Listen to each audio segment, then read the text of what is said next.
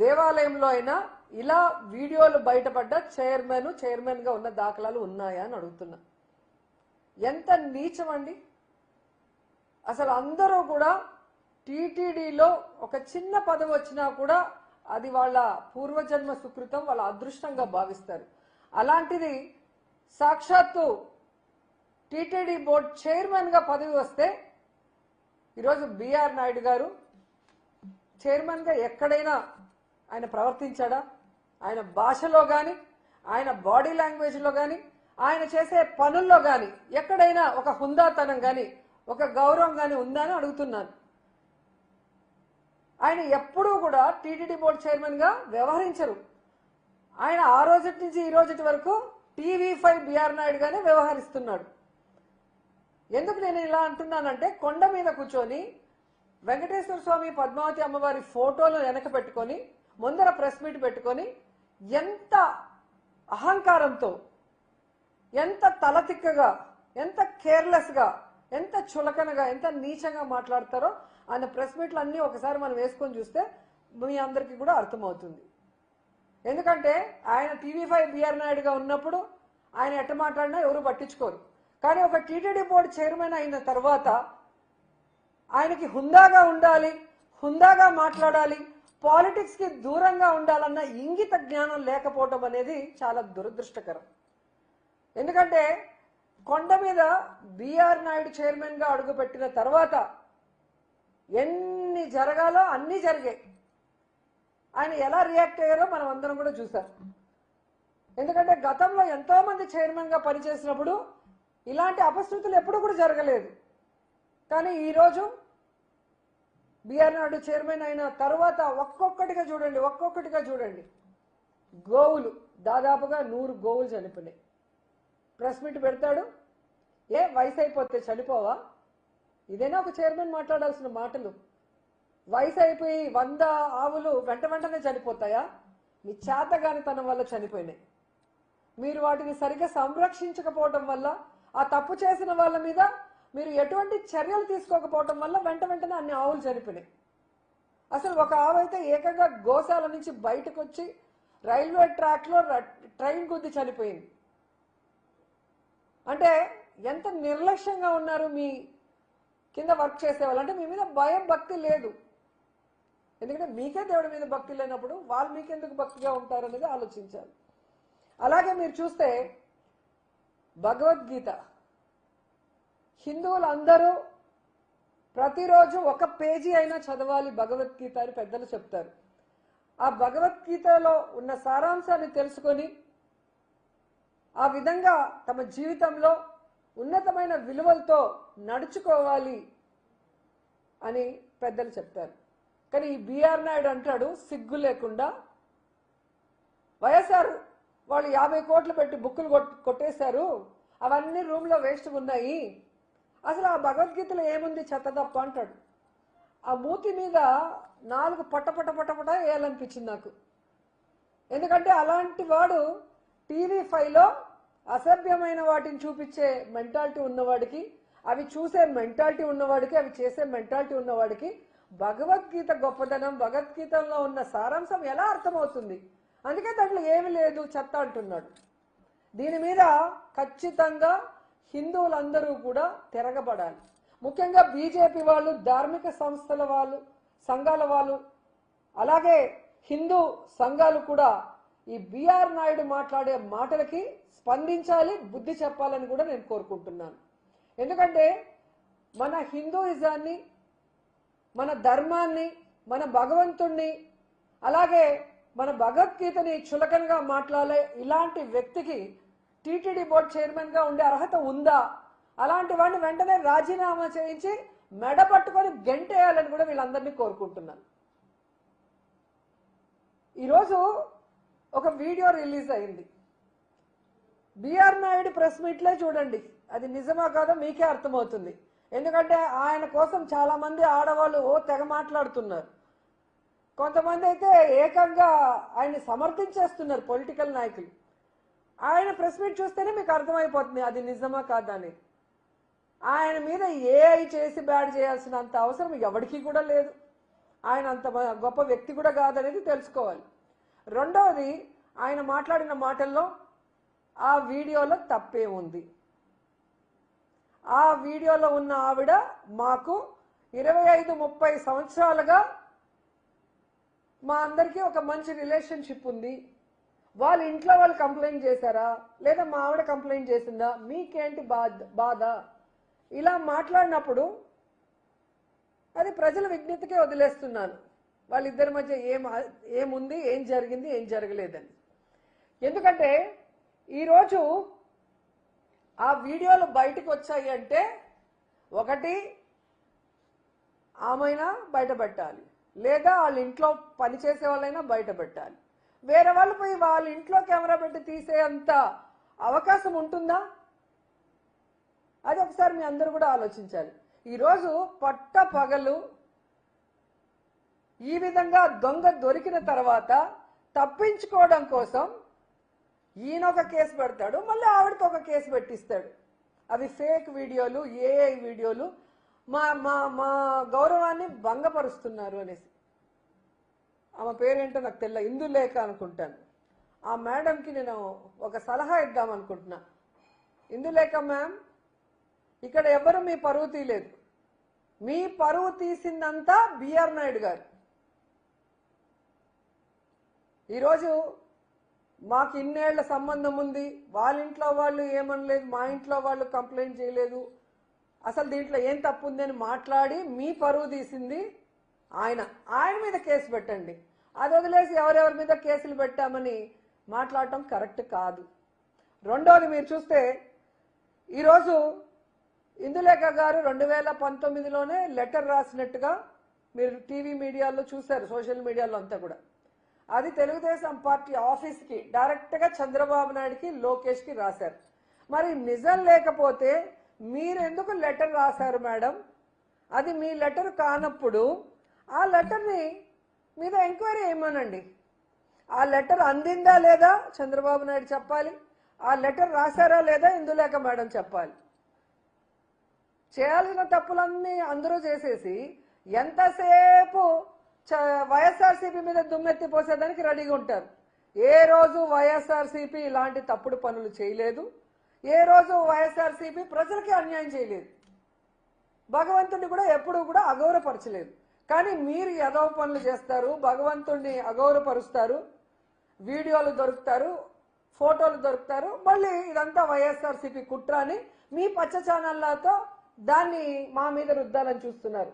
ప్రజలేం పిచ్చోళ్ళు కాదు, ప్రజలు మొత్తం చూస్తున్నారు.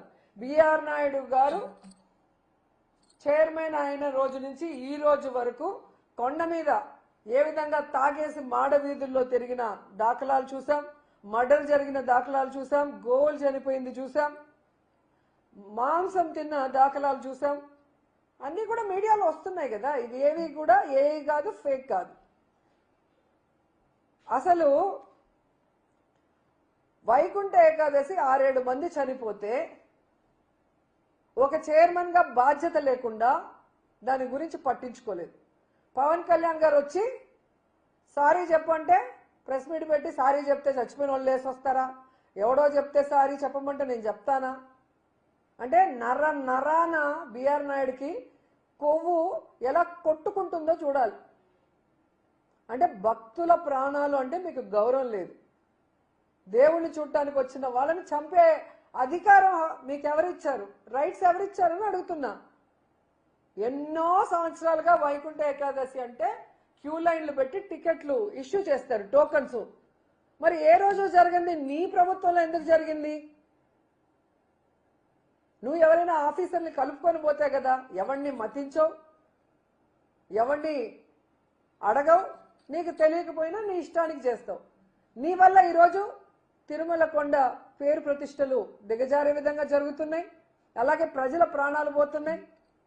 సిగ్గు లేకుండా ఈసారి వైకుంఠ ఏకాదశిలో టోకన్లు ఇష్యూ చేయడం చేతగాక జనాల్ని రానికుండా కింద తిరుపతిలోనే ఆపేశారంటే ఎంత దురదృష్టకరమో ఒకసారి చూడండి. నాకు తెలిసి చరిత్రలో అతి తక్కువ మంది వచ్చిన వైకుంఠ ఏకాదశి ఇదే అనుకుంటా. గుళ్ళో దర్శనం లేకపోయినా కనీసం కొండపైన నించున్న భగవంతుడి ఆశీస్సులు ఉంటాయని అందరూ కొండకొస్తారు. టోకన్లు ఇవ్వకపోవడం నీ చేతగానితనం. దాన్ని కప్పిపుచ్చుకోవడానికి కొండ మీదకి కూడా ఎవరిని రానికుండా ఈరోజు నువ్వు చేస్తున్న పని ఏంటి? అండ్ ఈ రోజు వరకు నువ్వు తిరుమల ప్రతిష్ట పెంచే విధంగా ఒక పనైనా చేసావా? లడ్డూ గురించి చంద్రబాబు నాయుడు అంత నీచంగా మాట్లాడుతుంటే, పవన్ కళ్యాణ్ అంత నీచంగా మాట్లాడుతుంటే, ఒక చైర్మన్గా ఉండి నువ్వు దాని మీద స్పందించి ఇది తప్పు జరగలేదు, జరగని దాన్ని జరిగినట్టు మీరు ఎలా చెప్తారు? మీ దగ్గర ఏం ప్రూఫ్స్ ఉన్నాయి? ఏం శాంపుల్స్ ఉన్నాయి? ఏ ఇంటెలిజెన్స్ రిపోర్ట్ ఉంది? ఏ ల్యాబ్ రిపోర్ట్ ఉందని అడగాల్సింది పోయి పట్టించుకో. కానీ హెరిటేజ్ని ఒక మాట అనగానే ఏ విధంగా లేచి నించొని మాట్లాడుతున్నావో అందరూ గమనిస్తున్నారు. సో దొంగ దొంగ ఒకరికొకరు సపోర్ట్ చేసుకుంటున్నారు. చంద్రబాబు నాయుడు చేసే యదవ పనులన్నింటినీ నువ్వు భజన చేసి గొప్పగా చూపించి ఈయనంతా తోపులేడు తురుములేడని చూపిస్తావు టీవీ5లో. ఆయనకి నచ్చే విధంగా ఆయన చెవులకి ఇంపుగా జగన్మోహన్ రెడ్డిని వైఎస్ఆర్సీపీ వాళ్ళని ఇష్టం వచ్చినట్లు మాట్లాడి వాళ్ళ మీద నిందలు వేస్తావు. దానికోసం నీకు క్విట్ ప్రోకో కింద ఒక తిరుమల తిరుపతి దేవస్థానం చైర్మన్ పదవి తీసుకున్న నీకు బుద్ధి లేకపోయినా ఇచ్చే చంద్రబాబు నాయుడు కన్నా బుద్ధి ఉండాలి. అంత గొప్ప పదవిని ఇలాంటి నీచుడికి, ఇలాంటి వికృత మనస్తత్వం ఉన్న బిఆర్ నాయుడికి ఇచ్చినందుకు ఆయన సిగ్గుపడాలి. ఇప్పటికైనా అతన్ని ఆ పదవి నుంచి దించి తిరుమల ప్రతిష్టని కాపాడండి. ఎందుకంటే ఈరోజు బిఆర్ నాయుడు అంటున్నాడు, ఎవడు పడితే వాడు రిజైన్ చేయంటే నేను ఎందుకు చేయాలా? ఎవడబ్బ సొమ్ము? నాకు చంద్రబాబు నాయుడు చెప్తేనే చేస్తాను అంటే చంద్రబాబు నాయుడికి చెప్పే దమ్ము ధైర్యం లేదని ఇండైరెక్ట్ గా బిఆర్ నాయుడు చెప్తున్నాడు కదా. అంటే చంద్రబాబు నాయుడు జుట్టు బిఆర్ నాయుడు చేతిలో ఉంది. కాబట్టి బిఆర్ నాయుడు ఎన్ని ఎదవ మాటలు మాట్లాడినా, ఎన్ని ఎదవ పనులు చేసినా, ఇలాంటి వీడియోలు ఎన్ని వచ్చినా రిజైన్ చేయమని అడగడు అనేది బిఆర్ నాయుడు గారి కాన్ఫిడెన్స్ అనుకుంటా. ఇంతవరకు చంద్రబాబు నాయుడు కానీ పవన్ కళ్యాణ్ కానీ ఈ బిఆర్ నాయుడు విషయం మీద మాట్లాడకపోవడం చూస్తేనే మీకు అర్థమైపోతుంది. ఎందుకంటే తిరుమల మీద తన రాజకీయ లబ్ధి కోసం, డైవర్షన్ పాలిటిక్స్ కోసం జగనన్న మీద దుమ్మెత్తి పోసే విధంగా లడ్డూ ఇష్యూని ఎంత నీచంగా మాట్లాడారో మనం అందరం కూడా చూసాం. కానీ ఈరోజు బిఆర్ నాయుడు వీడియోలు బయటకు వస్తే సనాతన యోధుడు పవన్ కళ్యాణ్ నోట్లోంచి మాటలు రావు, చంద్రబాబు నాయుడు నోట్లోంచి కూడా మాటలు రావు. మరి పనున్నా పని లేకపోయినా హైదరాబాద్లో అయినా కూర్చొని కోవిడ్లో కూడా జూమ్లో ప్రెస్ మీట్లు ఇచ్చిన వాళ్ళకి ఈరోజు ప్రెస్ మీట్లు ఇవ్వడం చేత కాలేదా? ఇస్తే బిఆర్ నాయుడు చేతిలో వాళ్ళకి ఫుల్ స్టాప్ పడుతుందన్న భయమని నేను అడుగుతున్నాను. ఎందుకు పవన్ కళ్యాణ్ అడుగుతున్నానంటే లడ్డూలో కొవ్వు కలవకపోయినా, జంతు కొవ్వు, ఫిష్ ఆయిల్, పంది కొవ్వు కలకపోయినా చంద్రబాబు నాయుడు చెప్పిన అబద్ధాన్ని నిజం చేయటం కోసం తిరుపతిలో మీటింగ్ పెట్టి కాషాయ డ్రెస్ వేసుకొని ఎంత ఓవర్ యాక్షన్ చేశాడో మనం చూసాం. ఈరోజు నేను సూటిగా పవన్ కళ్యాణ్ గారిని అడుగుతున్నాను, మీరు సనాతన యోధులైతే, మీరు హిందూ ధర్మాన్ని పరిరక్షించే వాళ్ళైతే మరి బిఆర్ నాయుడు లాంటి విలువలు లేని వ్యక్తిని ఇంకా ఎందుకు పెట్టారు? అతనితో ఎందుకు రాజీనామా చేయించలేదు అని అడుగుతున్నా. మీ పార్టీలో ఎమ్మెల్యే పదవిని అడ్డం పెట్టుకొని అసెంబ్లీలో నుంచి రాసలీలలు చేస్తాడు, అమ్మాయిని హెరాస్ చేస్తాడు, భయపెడతాడు. అన్ని దొరికినా కూడా మీరు ఎటువంటి కేసు పెట్టించరు. రిటర్న్గా అమ్మాయి మీద కేసు పెట్టించే గొప్ప వాళ్ళు మీరు. అంటే మీకు ఆడవాళ్ళు అంటే గౌరవం లేదు, భగవంతుడు అంటే భయం భక్తి లేదు, చట్టాలంటే చాలా చులకన మీకు. లేకపోతే మీరు చేస్తున్న పనులేంటి, మీరు మాట్లాడే మాటలేంటి? అసలు బిఆర్ నాయుడుని వెంటనే తిరుమల తిరుపతి చైర్మన్గా సస్పెండ్ చేయాలి. దీనికి బీజేపీ వాళ్ళు, హిందూ సంఘాలు, ధార్మిక సంఘాలు అన్నీ కూడా ఇలాంటి అనైతిక వ్యక్తిని కొనసాగించడం కుదరదు అని చెప్పి మాట్లాడాలని కూడా డిమాండ్ చేస్తున్నా. ఎందుకంటే మొన్న ఎక్కడో విజయవాడలో మీటింగ్ పెట్టినట్టున్నారు, మీటింగ్ పెట్టుకొని మాట్లాడుకున్నారు కదా. మరి ఇలాంటి విషయాల మీద మీటింగ్ మాట్లాడండి. బిఆర్ నాయుడు వచ్చిన రోజు నుంచి ఈ రోజు వరకు తిరుమల పవిత్రతను దిగజార్చే కార్యక్రమాలు ఎన్ని జరిగాయి? ముఖ్యంగా ఈ ఇందులేఖ గారి లెటరు వీడియోల గురించి విచారణ జరిపించండి, డిస్కస్ చేసి దీని మీద వెంటనే యాక్షన్ తీసుకోండి. లేకపోతే హిందూ ధర్మాన్ని చూసి అందరూ కూడా నవ్వే పరిస్థితి వస్తుంది. మన దేవుణ్ణి మన ధర్మాన్ని కాపాడుకోవాల్సిన బాధ్యత మనకుంది. ఎందుకంటే ఈరోజు చంద్రబాబు నాయుడు చెప్పేది ఏది నిజం కాదు. ఆయన ఈవీఎం వల్ల గెలిచాడు కాబట్టి ఆ ఈవీఎం విషయాలు బయటకు రాకూడదు. జీవో ఇచ్చి మొత్తము వివిప్యాట్ని డిలీట్ చేశారు కాబట్టి దాన్ని డైవర్ట్ చేయడానికి ఏ విధంగా రోజుకొక కార్యక్రమంతో ముందుకొచ్చారో మనం చూసాం. ఆ తర్వాత నీ యొక్క హెరిటేజ్ని లాభాల బాటలో పెట్టడం కోసం ఏ విధంగా మీరు హిందాపూర్ డైరీతో ఏ విధంగా ఈరోజు అత్యధికమైన అమౌంట్ని కోట్ చేసి వాళ్ళకి కట్టబెడుతున్నారు. ఎందుకంటే ఆ యొక్క ఇందాపూరు హెరిటేజ్ రెండు ఒకటే. ఆ విషయం భువనేశ్వర్ గారి ఫోటోతో పాటు హెరిటేజే ఒక దాంట్లో వెబ్సైట్లో పబ్లిష్ చేయడం మనం చూసాం. సో మీ అందరు కూడా ఒకరికి ఒకరు తోడు దొంగలు. ముందర వాళ్ళని పెట్టి వెనక నుంచి నువ్వు కథ నడిపించి ఏ విధంగా భగవంతుడి కోసం భక్తులు వేసిన విధానాలను, భగవంతుడి డబ్బుని ఏ విధంగా దోచుకుంటున్నావు అనేది ఈరోజు కళ్ళ ముందు కనిపిస్తుంది. ఎందుకంటే మీరు దేవుడితో రాజకీయం చేశారు. దేవుడి లడ్డూనే మీరు చాలా అసహ్యంగా మాట్లాడారు. అది తప్పు అని సుప్రీంకోర్టు చెప్పింది. రాజకీయాల్లో భగవంతుడిని లాగద్దండి, ఎటువంటి జంతు కొవ్వు ఎటువంటి పంది కొవ్వు ఏవి కలవలేదు అని క్లియర్ కట్గా చెప్పింది.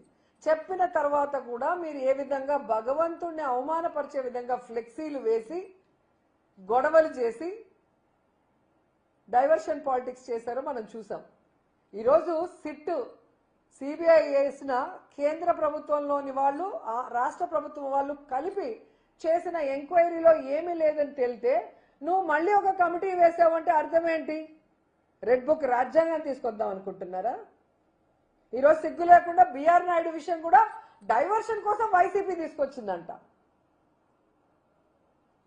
వైఎస్ఆర్సీపీ పార్టీ బట్టి ఎన్ని సంవత్సరాలు అయింది? బిఆర్ నాయుడుకి ఇందులేఖతో ఉన్న పరిచయం ఎన్ని సంవత్సరాలు అయిందో ఒకసారి చూసుకోండి. వైఎస్ఆర్సీపీ మీద నిందలు వేస్తే నవ్వుకుంటారు జనాలన్న బుద్ధి జ్ఞానం కూడా లేదా వైసీపీ వాళ్ళకి, టీడీపీ వాళ్ళకి, జనసేన వాళ్ళకి, అట్లాగే బిఆర్ నాయుడిని ఎవరైతే సపోర్ట్ చేస్తున్నారో వాళ్ళకి? ఎందుకంటే వైసీపీ పార్టీ పెట్టింది ఇప్పుడు, కానీ బిఆర్ నాయుడు గారికి ఇందులేఖ కుటుంబంతో ఎప్పటి నుంచో పరిచయం ఉంది. అలాగే ఇందులేఖ గారు బిఆర్ నాయుడు గారి టార్చర్ భరించలేక చంద్రబాబు నాయుడికి, లోకేష్కి లెటర్ రాసింది 2019లో. దీంట్లో మేం చేసిన ఫేక్ వీడియోలు ఏముంది, మేం చేసిన తప్పులు ఏముందో మాకైతే అర్థం కాలేదు. తప్పు చేసింది బిఆర్ నాయుడు. వాళ్ళ దగ్గర డబ్బు ఉందని, వాళ్ళ దగ్గర పవర్ ఉందని, అధికార పార్టీ అండుందని ఈ విధంగా ఆడవాళ్ళని భయపెట్టుకొని లొంగ తీసుకోవాలన్న మనస్తత్వం ఆ టీడీపీ జనసేనలో ఉంది. కాబట్టే ఈరోజు మీరు చేసిన తప్పులకి వెంకటేశ్వర స్వామి ఒక్కొక్కరి చరిత్ర బయటకు తీసుకొస్తున్నారు. కోడూరు చరిత్ర బయటకు వచ్చింది, బిఆర్ నాయుడు చరిత్ర బయటకు వచ్చింది, చంద్రబాబు నాయుడు హెరిటేజ్ లో వాళ్ళు చేసిన తప్పులన్నీ కూడా సాక్ష్యాధారాలతో బయటకు వచ్చి వాళ్ళు ఎలా కుదేలమంటున్నారో మనం అందరూ కూడా గమనిస్తున్నాం. బిఆర్ నాయుడు మీరు తెలుసుకోవాల్సింది, ఈ రోజు మీకు చంద్రబాబు నాయుడు, పవన్ కళ్యాణ్ ఏమైనా కాపాడుతాడేమో కానీ వెంకటేశ్వర స్వామి మాత్రం నిన్ను వదిలిపెట్టడు. కొండని నువ్వు అవమానపరిచావు. 7 కొండలు కాదు, ఇంకో కొండ ఉంది, 8వ కొండ, చెత్త కొండ అన్నావు. ఎంత పెద్ద మాట అన్నావు. అసలు ఆ మాట అనటానికి నీ నోరు ఎలా వచ్చింది? అలాంటి మాట అన్న నీ నోర్లు పురుగులు పడతాయని కూడా ఈ సందర్భంగా తెలియజేసుకుంటున్నా. ఎందుకంటే భగవంతుణ్ణి పూజించే నేను, భగవంతుణ్ణి మనస్ఫూర్తిగా నమ్మే వ్యక్తిని నేను. ఆ భగవంతుడి గురించి మీరు తప్పుగా మాట్లాడితే ఈ జిల్లాలో పుట్టిన అమ్మాయిగా నేను సహించను. ఖచ్చితంగా భగవంతుడు ఎవరెవరైతే లడ్డూ గురించి కానీ, ఎవరైతే టీటీడీ గురించి తప్పుగా మాట్లాడారో, టీటీడీలో పదవుల్లో ఉండి ఇలా అమ్మాయిల జీవితాన్ని నాశనం చేశారో, ఎవరిని కూడా వెంకటేశ్వర స్వామి వదిలిపెట్టరు. సో ఇప్పటికైనా బీజేపీ వాళ్ళు కానీ హిందూ ధర్మ సంఘాలు కానీ అందరూ కూడా బయటకు వచ్చి దీని మీద ఒక స్టాండ్ తీసుకోకపోతే ప్రతి దేవుడి దగ్గర ఇలాంటివి మామూలు అయిపోతాయి. ఈ బిఆర్ నాయుడు లాంటి వాళ్ళకి పదవి పెద్ద విషయం కాదు, ఇది నాకేమి అన్నం పెట్టదు, నాకు చాలా ఉన్నాయన్నాడు. అంటే టీటీడీ చైర్మన్ అవ్వటం నాకు పెద్ద విషయం కాదు, నాకు ఆ పదవి అసలు గొప్పే కాదు, నాకు అవసరం లేదన్నట్టుగా మాట్లాడేవాడికి ఆ పదవి ఉంచడం అవసరమా? ఆయన పనుంటే పోయి చూసుకోమని హైదరాబాద్లో ముందు వాడిని దించమనండి. లేదా తిరుపతిలో పెద్ద ఎత్తున మేము ఉద్యమాన్ని తీసుకొస్తాం. ఈ చంద్రబాబు నాయుడు, పవన్ కళ్యాణ్ ఏదైతే హిందువులమని దొంగ నాటకాలు ఆడుతున్నారో వాటన్నిటికీ ఒక ఫుల్ స్టాప్ పెడతాం. ఈ బిఆర్ నాయుడు కొవ్వుని దించుతామని కూడా ఈ సందర్భంగా తెలియజేసుకుంటున్నాం. గతంలో పృథ్వీరాజు గారు చిన్న తప్పు చేస్తేనే ఆయన పదవిని తొలగించారు. ఈ రోజు ఇంత పెద్దగా అర్థంగా దొరికేసినా కూడా ఇంకా అవార్డు. ఖచ్చితంగా అండి, ఒక వాయిస్ రికార్డులో ఇలా అన్నారు పృథ్వీ గారు అని తెలిసిన వెంటనే ఏ విధంగా ఆ పదవిలో ఉండకూడదు అలాంటి వ్యక్తి అని వెంటనే అతన్ని తీసేయటం జరిగింది. మీ అందరికీ కూడా తెలుసు. తిరుమల పవిత్రతని కాపాడాల్సిన బాధ్యత అందరి మీద ఉంది. కానీ ఈరోజు చంద్రబాబు నాయుడు వీడియోలు వచ్చినా, ఆయనకు రాసిన లెటర్ గురించి ఆయనకు తెలిసినా ఇంకా ఈయనని కాపాడటం కోసం తన పచ్చ మీడియాలో డిస్కషన్లు పెట్టి పచ్చ మీడియాకు సంబంధించిన ఆడవాళ్లతో వైసీపీని తిట్టిస్తూ ఇదేదో ఫేక్ అన్నట్టు ప్రచారం చేసి బట్ట కడదాం అనుకుంటున్నారేమో. కానీ ఖచ్చితంగా భగవంతుడు దీన్ని వదలడు. యాక్చువల్గా రూల్ ప్రకారం కూడా ఒక లాయర్ గారు నాకు పంపించడం జరిగింది. ఒక బాధ్యత కలిగిన ఒక పోస్ట్లో ఉంటూ టీటీడీలో ఈ విధంగా వేరే ఒక మహిళతో సంబంధం ఉన్నట్టు తెలిస్తే వెంటనే ఆ యొక్క పదవి నుంచి వాళ్ళని సస్పెండ్ చేసే ఒక ఇది కూడా నా దగ్గర కాపీ ఉంది, మీకు ఇస్తాను. సో అలా తీసుకున్న లీగల్గా అయినా కూడా అతన్ని అక్కడి నుంచి తప్పించాల్సిన బాధ్యత ఉంది. చంద్రబాబు నాయుడు అతన్ని రిజైన్ చేయిస్తే ఆయనకు కొంచెం గౌరవం అన్నా మిగులుతుంది. లేకపోతే ఈ జిల్లాలో పుట్టిన బిఆర్ నాయుడు, చంద్రబాబు నాయుడు ఏ విధంగా ఈ తిరుమల ప్రతిష్టను దిగదారుస్తున్నారు, తిరుమలలో లేనిపోనివన్నీ కూడా జరిగే విధంగా వీళ్ళ అవకాశాలు క్రియేట్ చేస్తూ మళ్ళీ అవి తప్పించుకోవడానికి వైసీపీ మీద ఎలా బురద చల్లుతున్నారో అందరూ కూడా గమనిస్తున్నారు. ముఖ్యంగా చిత్తూరు జిల్లా వాసులు గమనిస్తున్నారు. ఎవరు కూడా దీన్ని వదిలిపెట్టే విషయం కాదు. ఎందుకంటే ఇది మొత్తం మన హిందూ ధర్మానికే విఘాతం కలిగే ఒక కార్యక్రమం. ఒక చైర్మన్గా ఉన్న వ్యక్తి ఒక తప్పుడు కార్యక్రమం చేస్తుంటే దాన్ని ఒక ప్రభుత్వంలో ఉన్న సీఎం కానీ డిప్యూటీ సీఎం దాన్ని సహకరించి దాన్ని సమర్థిస్తే ఇక అన్ని టెంపుళ్ళు ఇలాగే భ్రష్టు పట్టిపోతాయి. కాబట్టి మన ధర్మాన్ని, మన దేవుణ్ణి, మన టెంపుల్స్ని కాపాడుకోవాల్సిన బాధ్యత నిజమైన హిందూ ప్రతి ఒక్కరికి కూడా ఉందని కూడా ఈ సందర్భంగా తెలియజేసుకుంటున్నాం.